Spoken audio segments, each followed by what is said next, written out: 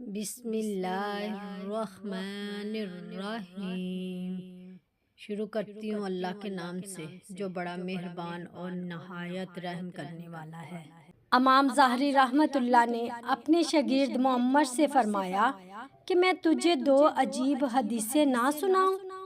پہلی حدیث یہ ہے جو حمید بن عبد الرحمن نے حضرت ابو ہریرہ رضی اللہ تعالی عنہ سے روایت کی کہ رسول اللہ صلی اللہ علیہ وآلہ وسلم نے فرمایا، ایک آدمی نے اپنی جان پر زیادتی کی اور زندگی میں بہت گناہ کیے۔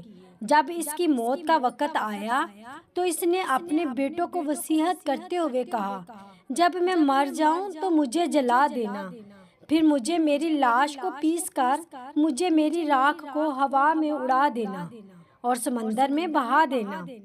قسم ہے اللہ کی، اگر اللہ نے مجھے پکڑ لیا تو مجھے ایسا عذاب دے گا جو کسی کو نہیں دیا ہوگا۔ ان بیٹوں نے ایسے ہی کیا۔ اللہ نے زمین سے کہا، جو تو نے لیا ہے حاضر کر دے۔ ایسے ہی سمندر سے بھی اس کی راکھ کے ذرات جمع کر کے اسے زندہ کر دیا۔ اچانک وہ زندہ سلامت کھڑا تھا۔ اللہ نے اس سے فرمایا، تو نے جو کام کیا ہے اس پر تجھے کس چیز نے آمادہ کیا ہے؟ اس نے کہا، میرے رب، تیرے خوف نے۔ اللہ تعالیٰ نے اسی وجہ سے اسے معاف کر دیا۔